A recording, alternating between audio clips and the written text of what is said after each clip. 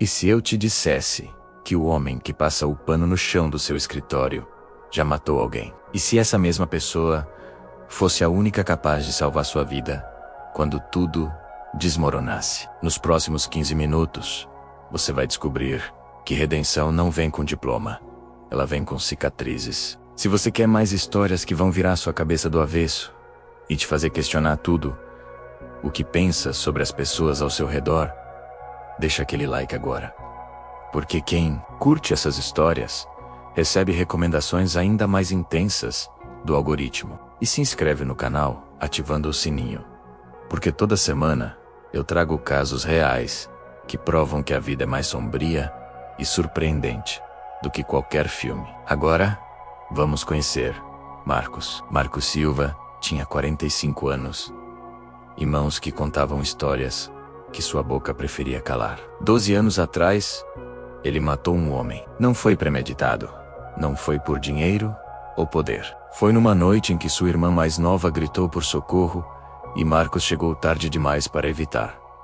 Mas cedo demais para se conter. O homem morreu. Marcos foi preso por homicídio culposo. Passou 12 anos numa cela, aprendendo que o mundo se divide entre predadores e presas. E que sobreviver significava ler pessoas melhor que livros. Agora estava livre, condicional, tentando reconstruir uma vida que parecia ter sido demolida até os alicerces. Sua mãe estava doente. Precisava dele. Ele precisava provar para si mesmo que ainda era humano. Mas Marcos não sabia que essa habilidade seria testada muito mais rápido do que imaginava. Helena Andrade construiu seu império com 38 anos de noites, sem dormir, e decisões que outros chamavam de loucura. Fundou uma empresa de tecnologia quando ninguém apostava nela. Cresceu sem investidores, sem padrinhos, apenas com competência brutal e ética inabalável. Era perfeccionista, exigente consigo mesma e com todos, mas nunca cruel. Tratava o estagiário com o mesmo respeito que tratava diretores. Não via hierarquia social, via pessoas. Ricardo Tavares entrou como investidor 3 anos atrás, trazendo capital e conexões que a empresa precisava para escalar. 42 anos, carismático em reuniões, citado em revistas de negócios. Mas por trás do sorriso, havia algo que Helena começava a perceber tarde demais. Ambição sem freios, manipulação refinada, crueldade disfarçada de pragmatismo. Ricardo não queria ser sócio. Queria ser dono. E no meio dessa guerra corporativa, Marcos estava prestes a entrar como peça invisível no tabuleiro. A madrugada ainda pesava sobre a cidade quando Marcos atravessou os portões da empresa pela primeira vez. 5 da manhã, céu negro, edifício de vidro e aço brilhando, como nave espacial, pousada no centro empresarial. Ele vestia uniforme simples de faxineiro, crachá ainda cheirando a plástico novo. O supervisor o recebeu com lista de regras. Invisibilidade era a chave do sucesso. Não conversar com executivos, não usar elevadores sociais, não existir além da função. Marcos subiu pelo elevador de serviço até o 13º andar, onde ficavam os escritórios da diretoria. Começou a limpar salas vazias, pó acumulado em mesas de mogno, vidros que refletiam uma vida que nunca seria sua. Às 6h15, a porta se abriu. Helena entrou carregando pasta de couro e copo de café. Surpresa de encontrar alguém. Parou, olhou para o crachá dele e fez algo que Marcos não esperava. Sorriu. Bom dia, Marcos. Está conseguindo se adaptar ao trabalho? Ele ficou mudo por 3 segundos. Ninguém o chamava pelo nome havia anos, apenas por apelidos cruéis ou números de matrícula. Estou sim, senhora. Obrigado por perguntar. Que bom, se precisar de algo pode falar com o Ará. Todos aqui merecem trabalhar com dignidade. Aquele gesto simples de humanidade criou uma dívida que Marcos jamais esqueceria. 2 semanas se passaram como montagem de filme. Marcos chegando no escuro, saindo quando luzes da cidade já piscavam. Ele era a sombra que limpava, esvaziava lixeiras, lustrava vidros. Invisível, mas presente. Sempre presente. E, observando A prisão ensina que sobrevivência depende de ler sinais que outros ignoram.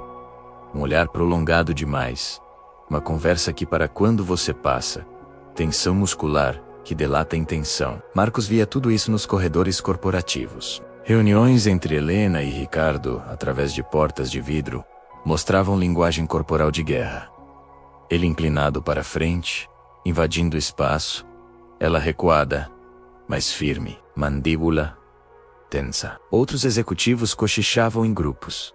Olhares furtivos quando Helena passava. Reuniões secretas, em salas fechadas. Quando ela viajava para reuniões com clientes, Marcos limpava corredores adjacentes, ouvia fragmentos. Remover obstáculos, forçar a barra. Chegou. A hora. Não entendia contexto completo, mas instinto de sobrevivência. Disparava alarmes vermelhos. Reconhecia aquela dinâmica predador cercando presa, esperando o momento certo para atacar. Helena era alvo. E não sabia. Marcos estava diante da mesma escolha que o colocou na prisão. Ignorar o perigo ou agir. A decisão começou a se formar numa terça-feira, no refeitório da empresa. Marcos limpava mesas após horário de almoço, quando o executivo de terno cinza entrou, reclamando alto ao telefone. Não acredito que colocaram um criminoso para trabalhar aqui. Qualquer um pode entrar agora. A empresa está perdendo os padrões. Outros funcionários próximos riram. Alguns concordaram. Marcos continuou passando pano, cabeça baixa, técnica aperfeiçoada, de se tornar invisível. Mesmo sendo visto, a porta do refeitório se abriu novamente. Helena entrou, tinha ouvido tudo do corredor. Parou na frente do executivo boss cortante como bisturi. Ele pagou sua dívida com a sociedade. Coisa que muita gente aqui nunca faria se seus crimes viessem à tona. Nossa política de reintegração não é negociável. Se você tem problema com isso, a porta está aberta. O executivo empalideceu, murmurou. Desculpa. Saiu apressado. Helena se virou para Marcos. Está tudo bem? Ele assentiu. Garganta apertada demais para palavras. Ela puxou cadeira, sentou. Me conta, como está o curso técnico de segurança à noite? Marcos pisco, surpreso que ela lembrasse de conversa casual de semanas atrás. Tá bom. Difícil conciliar com trabalho, mas estou conseguindo. Se precisar ajustar horário, fala comigo. Ninguém deveria escolher entre sonho e sobrevivência. Fazia anos que alguém não via nele mais que o número de presidiário. Naquele momento, Marcos decidiu que se Helena precisasse dele, ele estaria lá. Não sabia que essa promessa seria testada em dias. Quinta-feira à noite, 21 horas. O prédio era esqueleto de luz e sombra. Quase todos já tinham ido embora. Marcos empurrava carrinho de limpeza pelo 13º andar. Rotina final. Antes de ir para casa, luz acesa no escritório de Ricardo chamou atenção.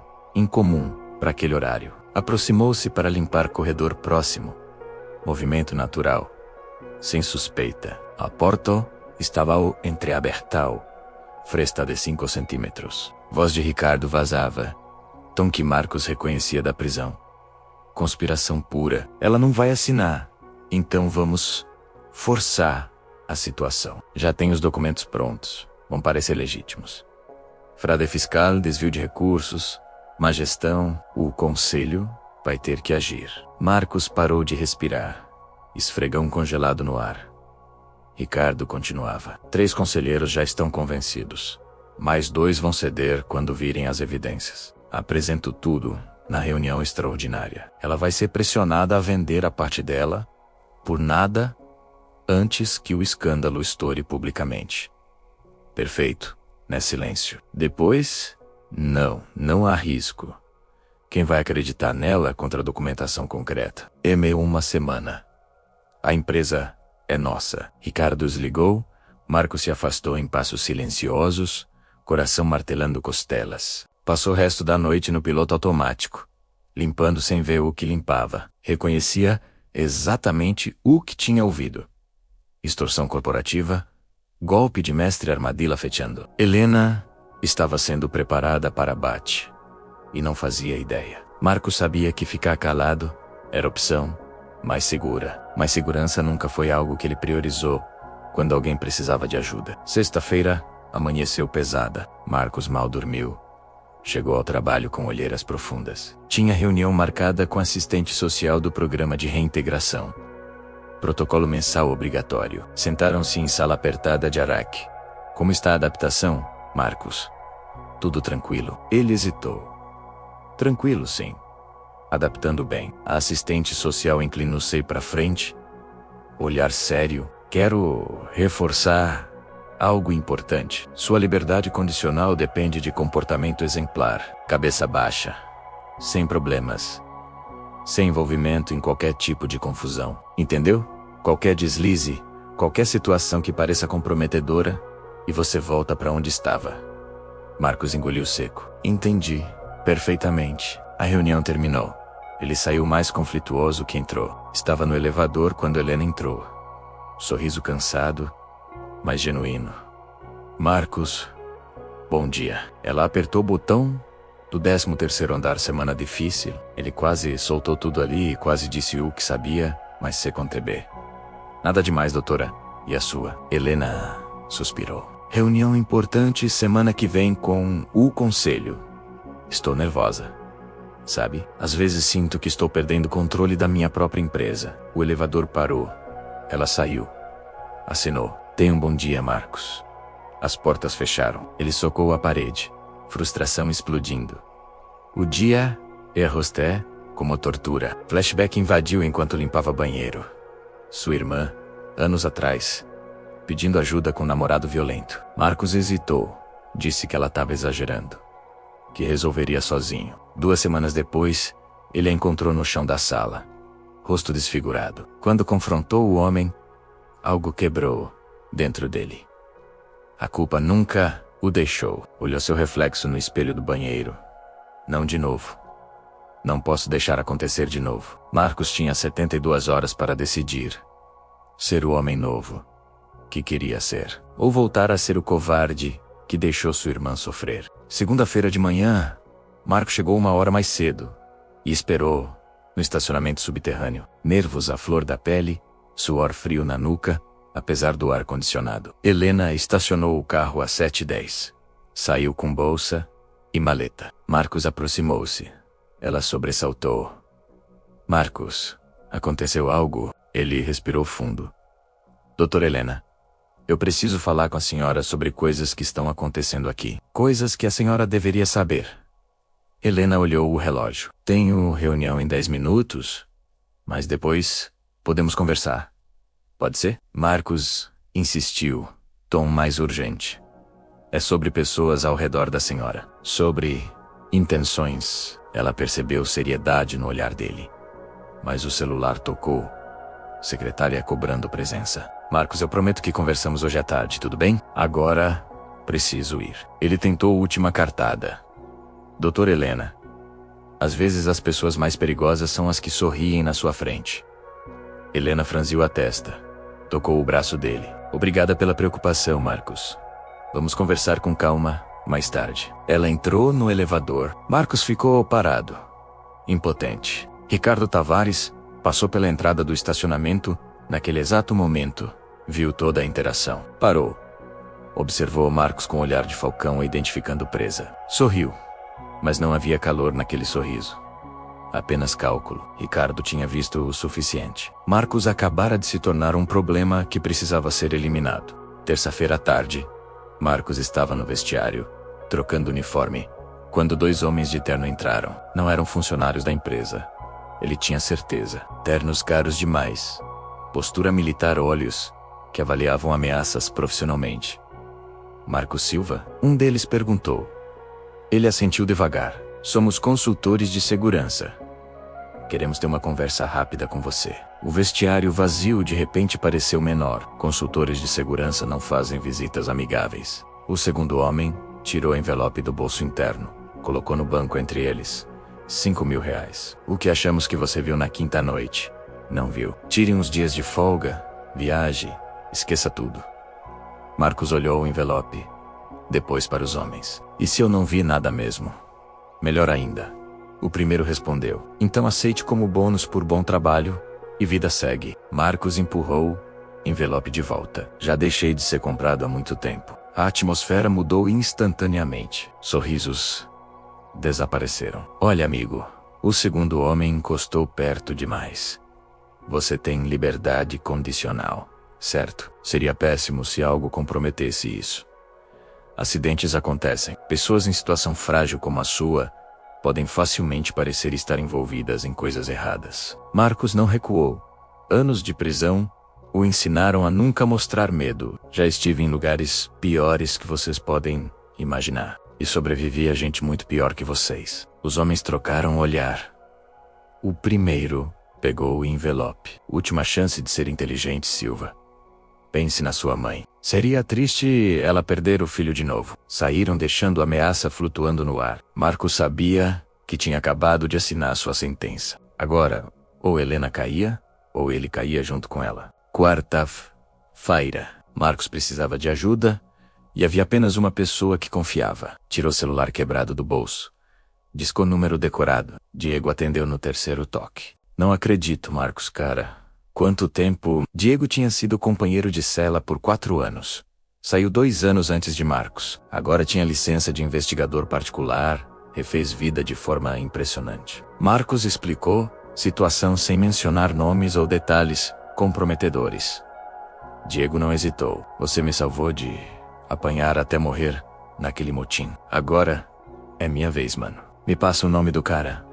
Vou ver o que consigo. Na quinta-feira, Marcos trabalhou em estado de alerta máximo. Notou aumento de segurança particular no andar executivo. Câmeras sendo reposicionadas. Ricardo passou por ele 2 vezes. Não olhou diretamente.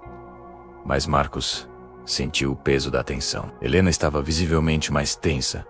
Reuniões intermináveis. Telefone tocando sem parar. Às 18h30, celular de Marcos vibrou. Diego. Consegui, brother. Esse Ricardo é sujo. Tenho gravações de 3 conversas telefônicas dele. Vai precisar delas amanhã. A reunião é amanhã à noite. Diego ligou na quinta noite com notícia devastadora. A reunião é amanhã. E tenho as gravações que vão explodir tudo. Sexta-feira chegou como dia de execução. Marcos recebeu arquivos de áudio de Diego por e-mail criptografado. Baixou para o celular. Eram 3 gravações, totalizando 12 minutos. Ouviu tudo no vestiário antes do expediente. Primeira gravação. Ricardo conversando com advogados sobre como fabricar documentos fiscais falsos que pareceriam autênticos. Segunda gravação. Ricardo oferecendo propina a conselheiro específico para votar contra Helena. Terceira gravação. Ricardo rindo dizendo que Helena era inteligente demais para o próprio bem, que mulheres precisavam saber seu lugar. Evidências devastadoras e irrefutáveis. Mas Marcos era ex-presidiário faxineiro. Quem acreditaria nele contra executivo poderoso? Às 18 horas, convocação extraordinária foi enviada por e-mail para todo o conselho. Reunião às 19h30. Assunto urgente: irregularidades administrativas graves. Helena ligou para a secretária, confusa. Não tinha sido informada de detalhes. Marcos viu ela passar pelo corredor, pálida, tentando entender o que estava acontecendo. Ele tomou decisão. Vestiu o uniforme de faxineiro pela última vez. Verificou se áudios estavam salvos. Subiu para 13º andar. Segurança particular bloqueava acesso ao corredor da sala de reuniões. Às 19h30 em ponto, através de vidro, Marcos viu Helena entrar sozinha numa sala cheia de tubarões. Sala de reuniões parecia tribunal. Helena sentada numa ponta da mesa oval. Conselho completo dos 2 lados. Ricardo, na outra ponta, com laptop e pilha de documentos. A atmosfera não era de reunião. Era de julgamento. Ricardo iniciou a apresentação, voz grave e preocupada. Senhores conselheiros, descobrimos irregularidades extremamente graves na gestão financeira da empresa. Projetou o primeiro documento na tela. Relatórios fiscais, com números destacados em vermelho. Há evidências de desvio sistemático de recursos, má-fé administrativa, decisões que beneficiaram interesses pessoais em detrimento da empresa. Helena tentou se defender, voz trêmula de choque e raiva, mas Ricardo a cortou. Apresentou mais documentos, gráficos manipulados, testemunhos falsos de funcionários, construção perfeita de culpa. Conselheiros, previamente convencidos, olhavam para Helena com decepção e frieza. Ricardo propôs solução para evitar escândalo público e processo criminal. Helena venderia a participação por valor que era insulto, 10% do que valia. Silêncio mortal na sala. Helena olhava ao redor, procurando aliado, encontrando apenas traição. Foi quando a porta da sala se abriu e Marcos entrou, mudando o jogo para sempre. Segurança avançou para interceptar Marcos, mas Helena levantou a mão. Esperem. Marcos, o que você está fazendo aqui? Marcos entrou, porta, fechando atrás dele. Sua pressão? A uniforme simples de faxineiro, em meio a ternos de R$3.000. Criou contraste absurdo. Doutora Helena, ele falou diretamente para ela, ignorando os outros. O senhor Ricardo não está salvando a empresa. Ele está roubando ela da senhora. Explosão imediata. Ricardo bateu na mesa. Isso é inadmissível. Seguranças, tirem esse criminoso daqui agora. Um conselheiro protestou. Quem é esse homem? Por que está nesta reunião? Marcos não se moveu. Voz firme e clara. Eu posso ser ex-presidiário, mas passei 12 anos cercado por gente como o senhor Ricardo. Aprendi a reconhecer extorsão, manipulação, armação, e sei exatamente o que está acontecendo aqui. Tirou o celular do bolso, conectou cabo ao sistema de som da sala que usava para limpeza. Ricardo tentou impedir, mas Marcos foi mais rápido. Apertou play no primeiro áudio. Voz de Ricardo encheu sala, através de caixas de som. Cristalina e inconfundível. Conversa com advogado detalhando como fabricar documentos fiscais falsos, quais números alterar, como fazer parecer trabalho de Helena. Silêncio absoluto, rostos pálidos. Marcos reproduziu o segundo áudio. Ricardo oferecendo R$50.000 a conselheiro específico para votar contra Helena na reunião. O conselheiro em questão, sentado à mesa, afundou na cadeira. Terceiro áudio foi o golpe final. Voz de Ricardo relaxada, rindo. Aquela mulher é inteligente demais para o próprio bem, mas no final é só uma mulher que não sabe jogar o jogo. Quando eu terminar, ela vai estar na rua pedindo emprego, e eu vou estar no comando do que deveria ser meu desde o início. Conselheiros explodiram em acusações simultâneas. Ricardo levantou. Tentou desligar o sistema. Marcos bloqueou fisicamente. Ricardo perdeu o controle completamente. Máscara de executivo polido, despedaçando. Vocês acham que ela merece? Essa empresa? Mulher que não sabe fazer política? Que trata faxineiro como gente? Que é fraca demais para tomar decisões difíceis? Avançou para Helena. Dedo apontado, ameaçador. Marcos deu um passo, colocando-se entre eles. Sua voz saiu baixa, controlada, mas carregada de algo que fez Ricardo congelar. Cuidado com a próxima palavra. Ricardo olhou nos olhos de Marcos e viu algo que o paralisou. Um homem sem nada a perder. Marcos não precisou tocar. Ricardo apenas ficou ali. Postura que aprendeu em 12 anos de sobrevivência. Linguagem corporal que comunicava perigo mais eficientemente que qualquer ameaça verbal. Ricardo recuou 2 passos. Marcos se inclinou, sussurrou só para ele ouvir. Diferença entre você e eu já paguei pelos meus erros. Passei 12 anos pagando. Agora é sua vez de pagar pelos seus. Conselho agiu com velocidade de autopreservação. Ricardo Tavares foi removido de todas as funções executivas imediatamente. Afastado de decisões, acesso aos sistemas cortado. Mencionaram processo criminal por fraude, extorsão, falsificação. Seguranças, os mesmos que tentaram expulsar Marcos, escoltaram Ricardo para fora. Ele saiu, gritando ameaças legais, vazias. Conselheiros se voltaram para Helena, pedindo desculpas formais, reconhecendo falha grotesca de julgamento. Reunião se dissolveu em caos controlado. 3 horas depois, prédio estava vazio. Marcos estava no vestiário, guardando seus pertences em sacola de pano. Não sabia se ainda teria emprego depois daquilo. Porta se abriu. Helena entrou ainda de salto alto e blazer, mas com expressão que Marcos nunca tinha visto. Vulnerabilidade pura. Ela se aproximou, sentou no banco ao lado dele. Você salvou minha vida hoje. Não só a empresa, mas minha vida, minha reputação, tudo. Por quê? Marcos olhou para as mãos calejadas. Porque a senhora me tratou como gente, doutora. Foi a primeira pessoa, em anos, que olhou para mim e viu um homem, não um número de presidiário. Fez silêncio. Depois, e porque eu falhei uma vez em proteger alguém que eu amava, não podia falhar de novo. Helena limpou lágrima do rosto. Marcos, a posição de gerente de segurança está vaga. Preciso de alguém que realmente saiba identificar ameaças, que entenda pessoas, que tenha coragem de fazer o certo, mesmo quando é difícil. Ele olhou para ela, surpreso. Doutora Helena, eu não sei se mereço essa chance. Eu não tenho diploma, não tenho experiência corporativa. Você acabou de provar que merece. Ela interrompeu. A questão não é se você merece.